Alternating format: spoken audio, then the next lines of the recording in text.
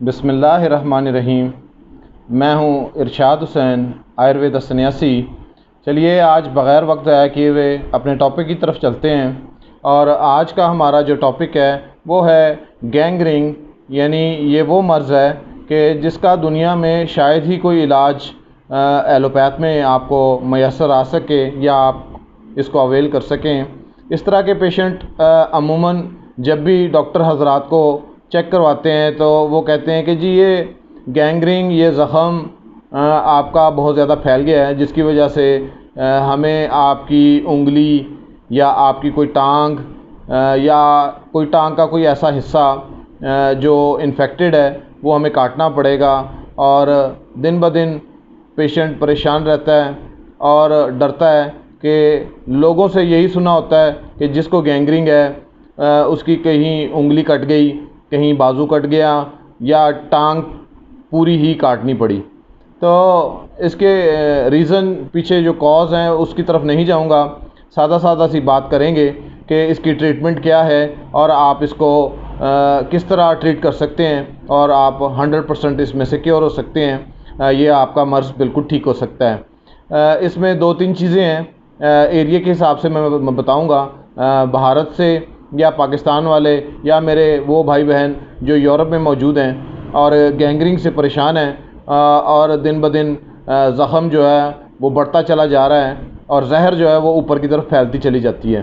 तो चलिए इसका एक सादा सा इलाज, जो मेरे भाई बहन देहात में रहते हैं या थोड़ी सी जड़ी बूटी की जानकारी रखते हैं, जो समझते हैं जड़ी बूटियों को, उनके लिए, या देहात में जो लोग रहते हैं उनके लिए बताने लगा हूँ। वो इलाज अपना इससे ख़ुद से कर सकते हैं और 100% ये इलाज होगा।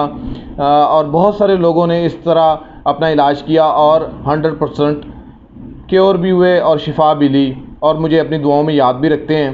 तो वो है विधारा। फिर रिपीट करता हूँ, विधारा। ये एक बेल यानी एक लता होती है।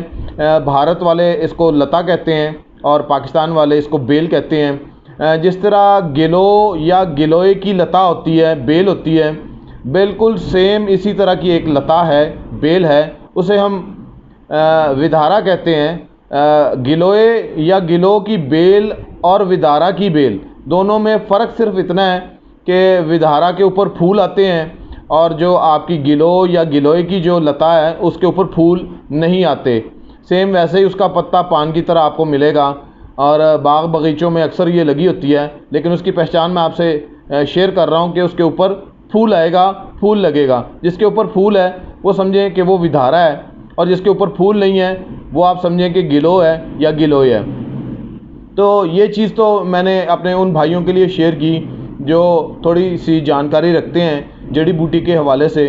तो उसका एक बड़ा ज़बरदस्त एक और शेयर कर देता हूँ बात, कि उसमें एक इतनी ज़बरदस्त क़ुव्वत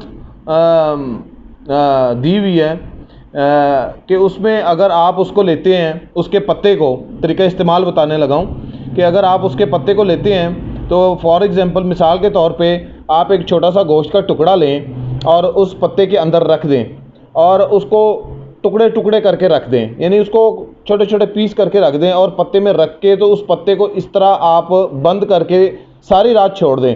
तो सुबह उठ के जब आप उस पत्ते को ऐसे करके खोलेंगे तो उसके अंदर जितना भी गोश्त जो आपने छोटे छोटे पीसेस में करके रखा था वो सारे के सारे पीस एक जान हो चुके, मिल चुके हैं और वापस टुकड़ा अपनी असल हालत पे आ जाता है। ये इतना ज़बरदस्त काम करता है। तो गैंग्रीन में आपने क्या करना है कि किसी भी चीज़ से आप कोई भी ऐसी चीज़ जिससे आप समझते हैं कि आपका पाँव जो है वो धुल सकता है वो धो लें, डिटॉल इस्तेमाल कर लें या कोई ऐसी चीज़ और इस्तेमाल कर लें जिससे थोड़ी सी इन्फेक्शन दूर हो जाए। उसके ऊपर आपने विधारा का जो पत्ता है वो आपने उस गैंग्रीन वाले हिस्से पे बांध देना है। तो वो जितना उसका ज़ख़म है वो सारे का सारा ज़ख़म 3 से 4 दिन टोटल लगते हैं। अगर आपके पास विधारा का पौधा है, उसकी बेल है, लता है आपके पास, उसका पत्ता इस्तेमाल करना है आपने, वो पत्ता आप वहाँ इस्तेमाल कर सकते हैं और 2 से 3 दिन लगेंगे, आपका ज़ख़म बिल्कुल ठीक हो जाएगा।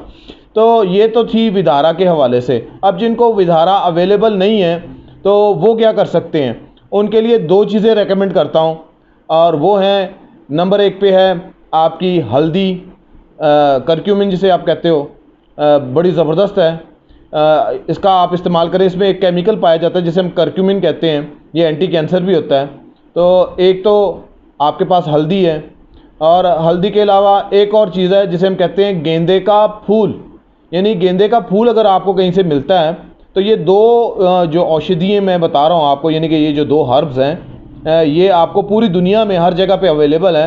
आप बखूबी अपना इलाज ख़ुद से कर सकते हैं, खा आप यूरोप में हैं, खा आप बरसग़ीर में हैं, यानी पाको हिंद में हैं, या किसी भी एरिया में आप इसका इलाज ख़ुद से कर सकते हैं।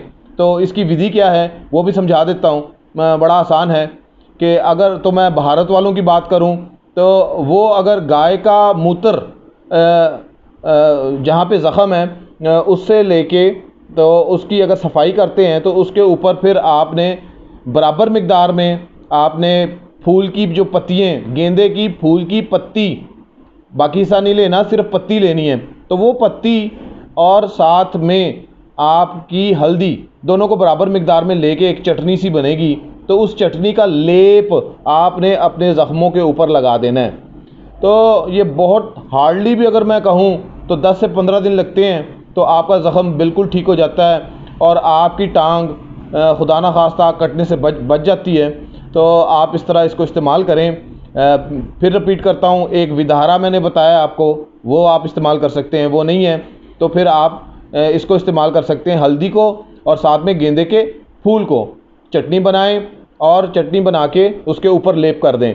और जो पाकिस्तान में जो रहते हैं वो लोग गाय का मूत्र तो इस्तेमाल नहीं करेंगे, तो वो खाली ही सिंपल हल्दी और गेंदे के फूल की पत्तियां, इसकी चटनी बनाएं और ज़ख़म के ऊपर लगाएं। तो आप देखिएगा कि 10 से 15 दिन लगेंगे, आप 100% क्योर हो जाएंगे। तो मिलते हैं अपने नेक्स्ट टॉपिक में, तब तक के लिए मुझे इजाज़त दें। Have a nice day.